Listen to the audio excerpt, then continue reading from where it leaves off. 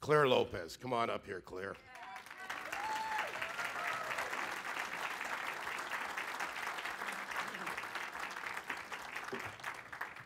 Give me a hug. I've known Clare for some time. She's been on my show several times.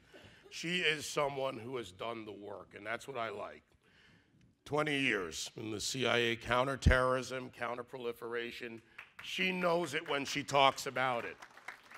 And for everyone watching out there, go to the website and learn about the people that are speaking here today. Do a little Google search. Use your ability to find out who's here and what their credentials are. And then listen to them. There's a lot of knowledge in this room. There's a lot of knowledge, Joe, to you and your team in this conference. I want people to take advantage of it and educate yourself. And remember what I said about getting out to the other people? Talk to them. Dare them to come in and challenge themselves to think outside of it. Clare, you're a treasure. I've always loved having you on my show. Podium's yours. And by the way, I'm tough as a moderator and an MC. You got 20 minutes. I'll give you 18. Okay, I'll talk fast. Thank you for that great introduction, David. So good to be with all of you here today. Thanks for coming out on what's really a kind of a miserable rainy morning. Appreciate you taking the time out of your weekend to be here. There's so many important topics that we've been talking about yesterday and today and will tomorrow. And what I want to do for you today and what I'm going to cover here is to kind of give you an outline, an overview of what we're looking at in terms of national security threats. You're going to hear more about this from Ace Lyons shortly to come, and certainly some of the candidates and the speakers covered this yesterday too. But you know, we had this attack, this horrible attack in Ouagadougou in Burkina Faso. I mean, it sounds like, you know, someplace far away it is, but Western Africa, where they attacked a hotel the other day. But it wasn't just there. Does it seem to you like the pace is picking up lately? It does to me. And it's not just Burkina Faso. It's not just Ouagadougou. You know, we began last year with attacks in Paris, and then it came to the United States. We had Garland, Texas. We already had previously Fort Hood, Texas. We had the attacks at the Boston Marathon bombing in April of 2013. We had a beheading in Moore, Oklahoma. Just a short time ago, we had an attacker shooting at a Philadelphia police officer. It's a miracle he's still with us, injured but still with us. The pace is picking up, and what I want to do is to outline for you a little bit of why that's happening. So I'm going to have to talk very fast, I think, if I get, let's see. All right, there we go. Everything I'm going to tell you is open source. It comes from the open source world. You want to know where it comes from, please ask me. I've got a bunch of cards with me. Be glad to be in touch with you, and I don't think we're going to have time for Q&A, but ask me where things come from. I'll let you know. I'm going to have to ask for someone to help me to advance these, I think, because, all right. A little bit of my background here, just very quickly. After finishing graduate school and completing Marine Corps Officer Candidate School at Quantico, Virginia, I went off to 20 years undercover CIA operations officer. I was focused on then the Soviet Union, Russia, Cold War at the time. Later and more recently, I am now privileged to work with Frank Gaffney at the Center for Security Policy think tank in Washington, D.C., where I'm Vice President for Research and Analysis. All right, what is Islam? What is it that's coming at us? All of these attackers that we just talked about, whether it's in Africa, whether it's in Philadelphia, whether it's in Texas, they all say the same thing. Now, maybe they're all misinterpreting Islam in the same way, somehow, but they all say the same thing, don't they? And this is what they say, that Islam is a complete way of life. The word Islam, by the way, means submission. It doesn't mean peace. It means submission. And the word Muslim, by the way, a little bit of Arabic grammar, I wrote about this short time ago, means one who submits. You put an MU on an Arabic noun like that, and you get the person who does the thing of the first noun. Muslim, one who submits. To what? To Allah. to Islamic law. What does it mean to submit to Islamic law? Well, it means that you are committed to jihad in one way or another. And it doesn't have to always be violent. It sometimes is, but it can also be non-violent, or as we say, pre-violent jihad. And that is the kind of jihad that the Muslim Brotherhood in America promotes, insinuating Sharia into our system and our society. Jihad is an obligation, one way or the other, head, hands, tongue, finance, whichever way. It is obligatory for all Muslims for all time. Now, they don't all follow it. All Christians don't go to church every Sunday. All Jews don't. Some Jews eat pork. Many Muslims don't obey their faith either. And in this case, sometimes it's a good thing when they don't follow jihad. But that is the rule. That is the obligation. And so when they do follow it, they're following their faith.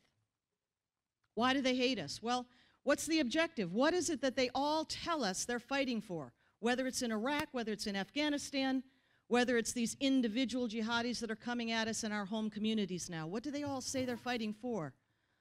Two things, basically, right? They want the caliphate, or a caliphate, maybe not the one they got, but they want a caliphate, and they want Sharia, Islamic law. That's it, two things, pretty simple, that's all. Caliphate and Sharia.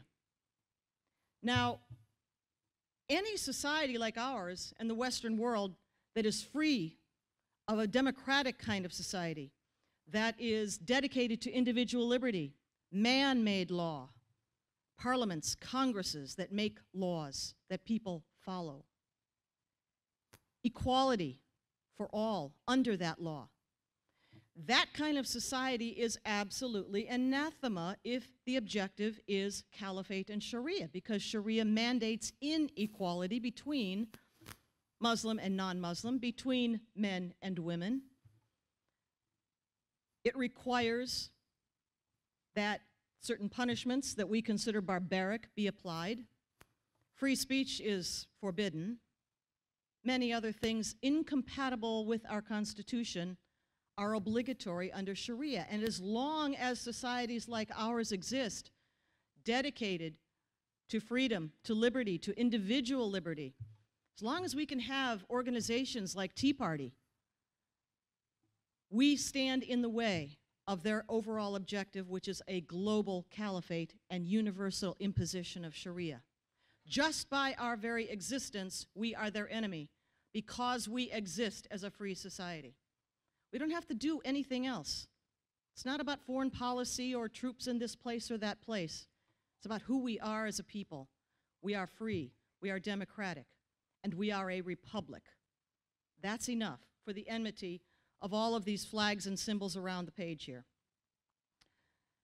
So what is the global jihad movement? It is the complete organization of all the forces dedicated to those things I just told you, caliphate and Sharia. And that includes nation states, it includes subnational jihad groups, it includes individuals like the ones who have conducted so many attacks lately.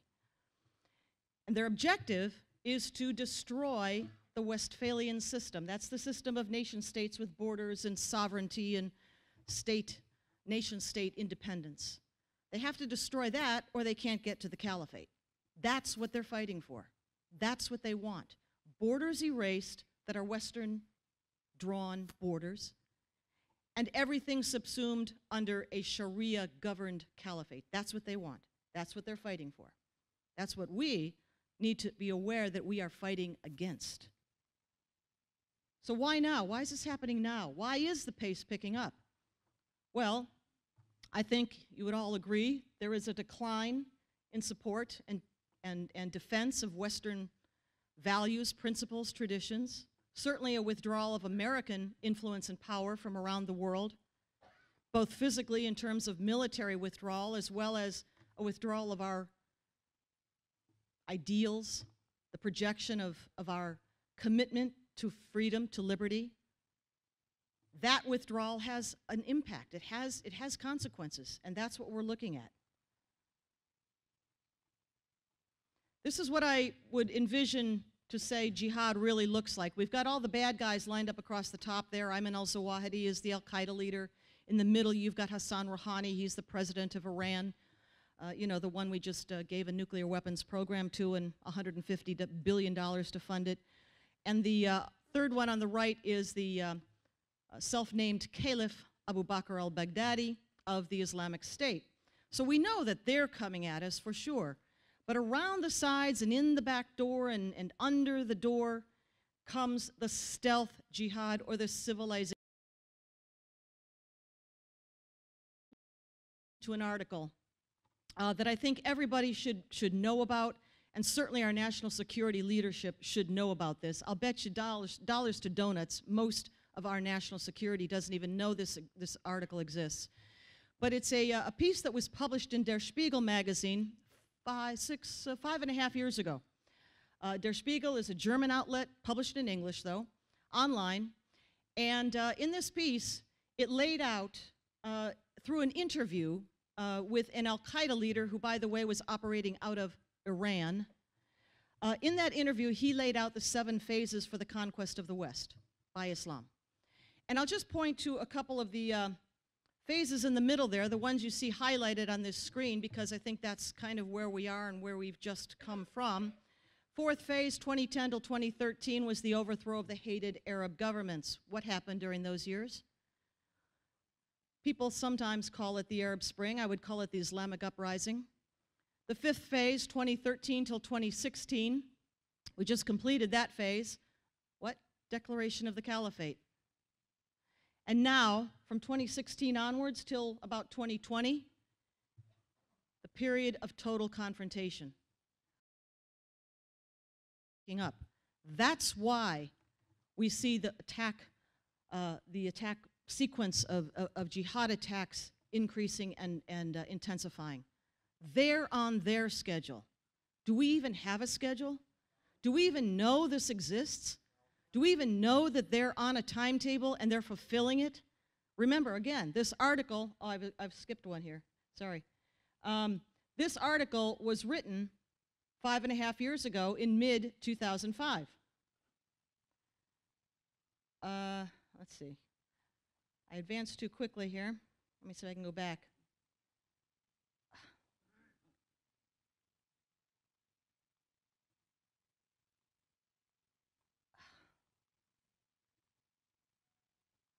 All right, so we are in this total confrontation phase, and that's why you're going to see the pace pick up. That's why I wanted to show you that article. Let me move on quickly here. I know that the time is ticking away. The reason I think that many of our leadership does not know about this timeline or anything else I'm going to tell you today with regard to Islam or Sharia or jihad is because the Muslim Brotherhood has done its work so well. The Muslim Brotherhood in the United States is not violent, is not a terrorist organization, but it is very much a subversive one. And its job has been to infiltrate our society at every level of academia, of government, of media, the workplace, the society in general. In particular, it has succeeded in infiltrating the top levels of our government, and I'm telling you, this is not just the Obama administration. This goes back decades. I'm saying to you, decades it goes back. They've been planning this and infiltrating in the United States since World War II. But now it's reached a critical mass, and they are deep inside of our national security infrastructure, and they are working, as you saw in Philadelphia. You all saw that clip from the news after the shooter had attempted to kill the police officer in his cruiser. And he'd been taken into custody thanks to the absolute courageous response of that trooper and the other Philadelphia police officers who captured him, took him into custody. And the shooter said what? He said, "I did this in the name of Islam. I did it for Allah. I've done this because this is what Islam demands of me to do." And the very squared away police commissioner of Philadelphia, you saw him on the screen, and he said, "This is what the guy said. We took him into custody, and he told us this is why he did it." And he repeated his words, he quoted his words. And then the mayor got up. You saw that, right? And the mayor says, "Oh, nothing to do with Islam. I don't know wherever you got such an idea." Okay, that, I guarantee you, is the work of the Muslim Brotherhood. You want to know who that mayor consults with? Probably one of the Muslim Brotherhood front groups in America. CARE would be my top guess. Could be some others, probably CARE. Okay, that is what is happening in terms of infiltration. All right, I want to move quickly to focus on mosques as centers for jihad in this country. You're going to have other speakers this weekend who will talk to you more about immigration and refugee resettlement issues, and those are important as well as far as this progress towards jihad goes. But let me focus on the mosques a little bit as the nerve centers for jihad wherever they are established. You know, sometimes our focus gets to be too much, I think, on the flavor of the week group. The flavor of the week this week is Islamic State. Last week it was ISIS. The week before that it was Al-Qaeda in Iraq. I'm collapsing the timeline a bit, but you get the idea. We don't need to be focusing on groups and their names, which change all the time. What we need to focus on is the fact that they are all of them. Whether it's Al-Qaeda, Islamic State, Hamas, Hezbollah, Boko Haram, Al-Shabaab, and on, Taliban, and nation states like Iran, dedicated to the same thing again, the two things, caliphate and Sharia. So 3 stages of jihad. I just thought that was a pretty good way to sum things up. This is more about the hijra to America, the movement of masses of young military-age fighting men to our shores and to Western countries like in Europe. And this book that I'm highlighting here is written by a good colleague and friend, Ann Corcoran. The Center for Security Policy puts out a series of these little monographs. She wrote one of them, this one, the Hijra to America, Refugee Resettlement, to describe the process by which our system is taking in, without proper vetting, without proper background checks, without any ability to conduct proper background checks, of thousands and thousands and intended thousands more of young, fit Muslim men. The settlement process. This quote comes from another little booklet that we have published at the Center for Security Policy. It's called the Explanatory Memorandum. It's one of the documents that was used as evidence in the 2008 Holy Land Foundation Hamas terror funding trial. And without going into a whole lot of detail about that, this little monograph highlights the quote that I've got up here for you, which is in the Muslim Brotherhood's own words: the settlement process, civilizational jihad process. The Ikhwan means the Brotherhood. That's Arabic for the Brotherhood. Their work in America is like a grand jihad in eliminating and destroying the Western civilization from within and destroying, sabotaging its miserable house by their hands. That means we're going to do it to ourselves. Mayor of Philadelphia, Exhibit A. Do it to ourselves. By their hands and the hands of the believers, so that God's religion is made victorious over all other religions. They tell us exactly why they're fighting. Do we know why we're fighting? I think we're fighting to live free of Sharia, but we need to say so. All right. They will not assimilate? No, they are not intending to assimilate. It's not like previous waves of immigration to the West, where they came seeking the very freedoms that our foundational principles are based on. No, this is the president of Turkey, back when he was still prime minister, saying he thinks assimilation is a crime against humanity. Can you imagine? He's there, that photo, by the way, he's talking to a huge crowd of Turks, immigrant Turks in Germany. Cologne, as it happened. All right, mosques. I want to get to this very quickly. I want to recommend Sam Solomon is the author, or co-author at least, of this and other books. The mosque. What is a mosque? What does it mean? Sam Solomon is an authority because he grew up a Muslim. He trained as an Islamic scholar before converting to Christianity, and he now tells us what a mosque is and what else he knows from the inside of Islam. Mosque is a nerve center of a Muslim community. Yes, it's a house of prayer and worship and devotion. It's a place for ceremonies like weddings, but it's also a place for the collection of zakat. Who knows what zakat is? It's an obligatory annual tax on all Muslims and Muslim businesses. And it is distributed by advisory boards of Muslims, Muslim clerics, by law, by Islamic law, to 8 sources, or 8 recipients, I should say. And most of them are what you would expect: the widows, the orphans, the destitute, and so forth.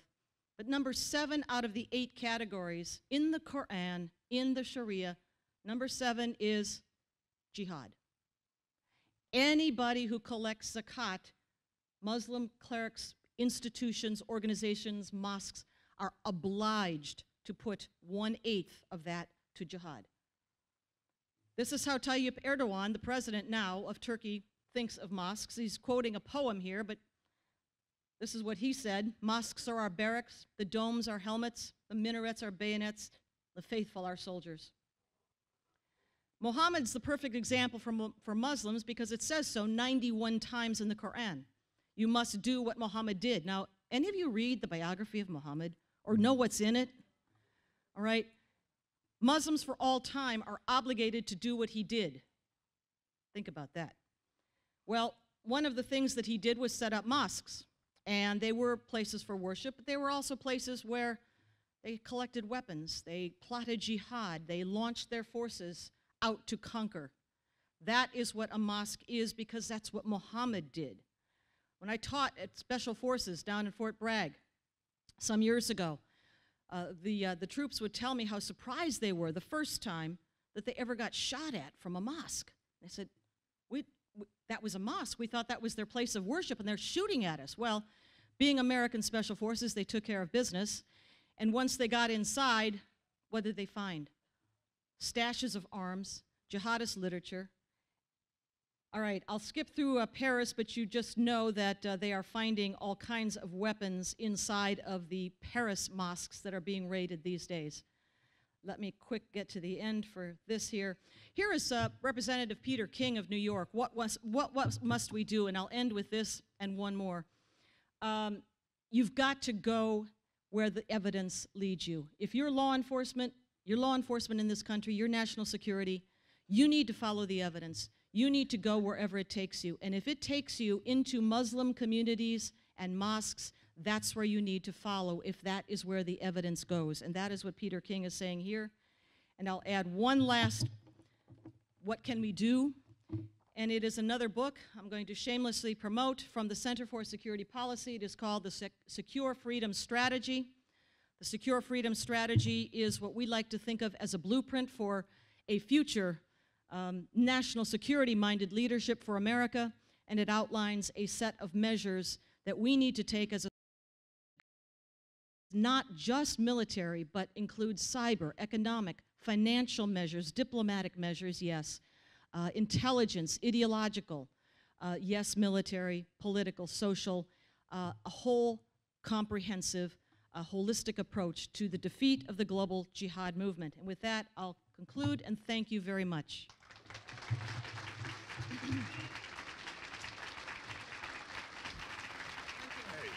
you're awesome. I love it. Come on, give me a hand. Thanks so much.